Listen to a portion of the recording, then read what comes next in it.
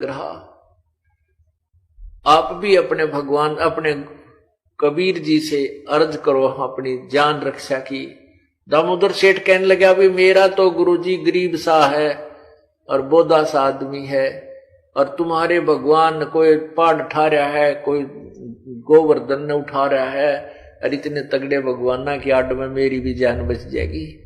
आप प्रार्थना कर ही रहे हो इन भगवानों से, तो ये रोक देंगे थारे समुद्री तूफान को, और मुझे क्या चिंता फिर, आपके इतने तगड़े तगड़े भगवान रहे।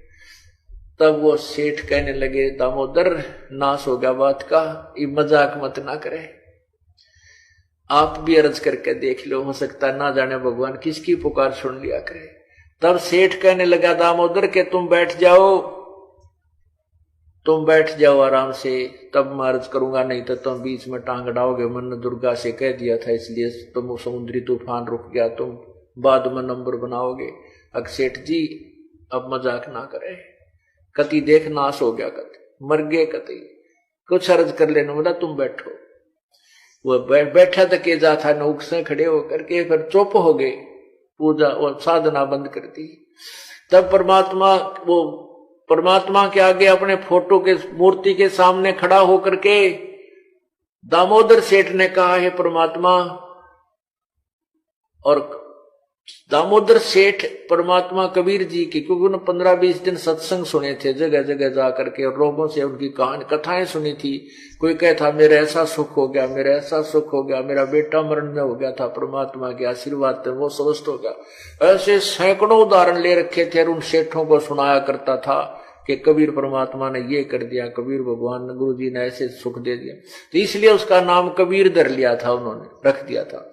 तो कहने लगा हे परमात्मा, हो सकता है इस नीच के ऐसे पाप कर्म हो कि इस कुत्ते वाली मौत ही मरना था, लेकिन इस दुष्ट में कोई ऐसी, इस नीच आत्मा में कोई ऐसे जो है त्रुटि आई होगी कि आप मेरी मदद नहीं कर पा रहे।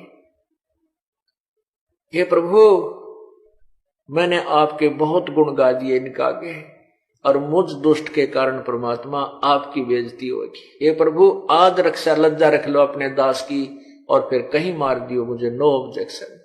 नो कहकर बेहोश हो गया, हृदय से पुकार करके, और इतनी लोगों की दृष्टि में तो वो ऐसे गिर गया। इतने में क्या होता है कि वो तूफान जैसे यूं खड़ा था ऊपर को, एकदम देखते देखते जैसे छाड़ा बैठ जाया करे, बिल्कुल शांत हो गया, नो डिस्टर्बेंस, कहीं भी कोई लहर भी तेज नहीं रही समुद्र की, और इतना शांत समुद्र हो गया। तो सभी ने उसके मुंह पर छीटे छाटे पानी के मारे वो सचेत किया, और दामोदर को उठा के ऊपर ने गोदी में जय बोलो दामोदर की, जय हो दामोदर भगत की। ने बोला ना भाई, जय बोलो बंदी छोड़ कबीर की, उस परम पिता की जय बोलो जिसने आकर के हमने प्राणों की रक्षा की है। तो सारे सेठ ने बोले भाई हम तो आपके गुरु जी के नाम लेवाएंगे, हम तो उसी के चरणों में चलेंगे और उपदेश लेंगे भाई, हम तो आज आपकी जो कहा करते वो शक्ति तेरे गुरुदेव में आज न्यारी दिखेगी। पुण्यात्माओं, उसी रात्रि में परमात्मा वहां सत्संग कर रहे थे कबीर परमेश्वर, और ये सर्दियों के दिन थे। ऐसे ही एक भक्त के घर में सत्संग कर रहे थे, और आसपास क्योंकि ऐसी आसन लगा होता था, थोड़े से ऊंचे से तख्त पे आसपास भक्त बैठे होते थे, इसे 50-60 भक्त बैठकर सत्संग सुन रहे थे।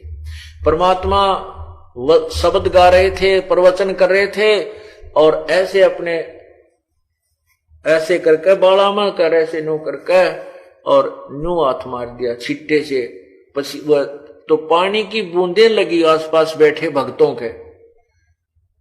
तो वो भक्त बोले गुरुदेव आपका पसीने आगे दिखे। जो बोला रपो का मैंने पसीने आगे नाला को। बोला जी और क्या हो गया? कि भाई दामोदर सेठ नहीं था वो अपना भगत बनिया, लाला जी हकान जी भाई, उसका जहाज डूबा था और उसका जहाज बचा के आया हूं, वहां समुद्र में जाना पड़ गया, इस प्रकार ये पानी सा लाग गया था इसने, इसलिए मुंह में पूछा है भाई। और तो वो भगत ने सोचे महाराज जी तो निरे को कोड पे ले, झूठ बोल रहे हैं, बता यहाँ बैठे महाराज और नुके का दी तो भगवान गुरुदेव कतिये झूठ बोलते हैं। मन मन में उनके मन में गंदापन था, हालांकि वो इतना ज्ञान और विचार भी सुनते थे। ये मन की खोटी बाण है, कोई न कोई दोष गुरुदेव में काट डेले है, निकाल ही लेता है। तो उन नालाका गए ऐसे मन में खोट आ गया और वो सोचने लगे गुरुजी हमारे सामने बैठे हैं, दामोदर का जहाज डूबे था वहां जाकर आया हुआ है। वो तो बात गई आई हुई। कुछ दिन के बाद फिर सत्संग हो रहा था उस रात्रि के समय, और वो 2-4 दिन के बाद वो जहाज के यात्री आए। वो घर पर पहुंचे, कहां कबीर जी के घर पर गए, झोपड़ी पर। वहां पता चला कि वो तो वहां सत्संग कर रहे हैं। अब उस सत्संग में वही उस काशी के जितने भी 150 शिष्य थे, परमात्मा के न्यायी थे, वो सारे बैठे सत्संग सुन रहे। 2-4 नए भक्त भी आए हुए थे और सत्संग चल रहा था।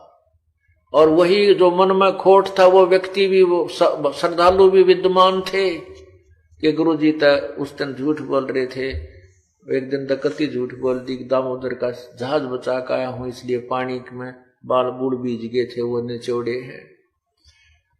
उधर परमात्मा सत्संग कर रहे थे और वो कबीर जी की झोपड़ी पर जाकर के वो सारे सेठ 20, 30, 50 जितने थे नो बोले भाई 5-6 घर जावांगे, पहले गुरुदेव के चरणों में गिरेंगे, उनके कारण आज हमारा जीवन मिला हुआ है।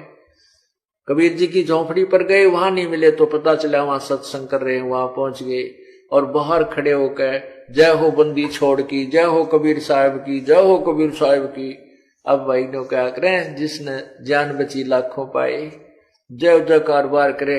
परमात्मा बोले भाई पता करियो बार के शोर हो रहा है। तो 1-2 भक्त जाकर देख कर आया। वो दामोदर को पहचानते थे क्योंकि वो भक्त था और 15-20 दिन सत्संग सुनकर गया हुआ था, आता जाता रहता था। तो उन्होंने कहा जाकर के क्या बात है भाई, कैसे आए हो? दामोदर को पहचान लिया उन सब भक्तों ने। कहा सेठ जी आ जाओ, कैसे क्या बात है? भाई हम गुरु जी से मिलेंगे और सारे सेठ नाम लेंगे, और ये सारे सेठ मेरे साथ आए हैं, भक्त गुरु जी से बात कराओ, मिलना चाहते हैं। भक्तों ने आकर कहा गुरुदेव वो दामोदर सेठ नहीं है अपना लाला जी? कहा जी, उसके गिल गढ़े और लाला जी आए हैं, भगत आए हैं और सारे नाम लेने की कहें, पता नहीं के बात साहब की जय जयकार करे।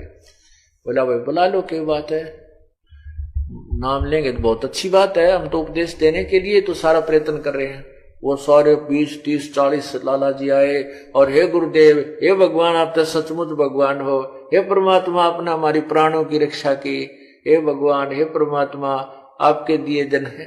परमात्मा चाहते थे कि ये अपने मुंह तक कह दे ना नाला काना जो मन में खोट ला रहे थे। कहने लगे रे क्या बात होगी भाई, बताओ तो, मन तो ना पता क्या बात है, कैसे क्या हुई भाई, कैसी घटना हुई बताइयो।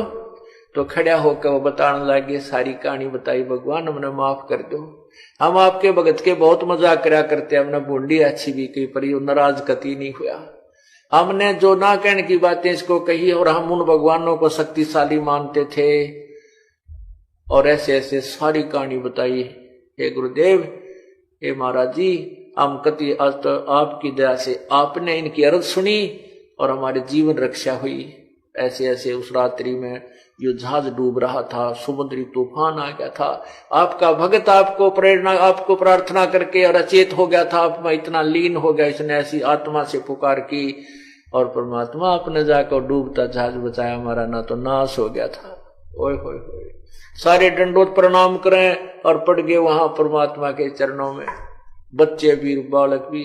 तब उन नालायक जो बैठे थे रोज सत्संग सुना, गुरुदेव पर विश्वास नहीं था, उनके भी कान खड़े हुए, उनने भी माफी मांगी है, भगवान हम भी पापी आत्मा है, हमारे से भी गलती होगी, हमने तो उस दिन आपकी बात को मजाक में टाल दिया था, और सचमुच ये तो आप उस परमात्मा बोले भाई 100 सिद्ध हम करें अपने जन के काज। कहते जब हमारा भक्त पे छोड़ी हुई तो हमारा नाम ना ले वह कोई, जब हमारा भक्त का हार होगी तो हमारा नाम कौन लेगा। और ये तो तुम्हारे मन के खोट को देखकर मैंने दृढ़ करने के लिए ऐसे किया था, ना तो हम तो लाखों एक दिन में करोड़ शरीर धारण करके ना जाने कहां कहां जा सकते हैं, यहां से जाने की जरूरत नहीं थी मुझे। तो कहने का भाव यह है पुण्यात्माओं, समर्थ का शरणाग हो रंग होरी हो, भाई कदे न हो अकाज राम रंग होरी हो। बोलो सतगुरुदेव की जय।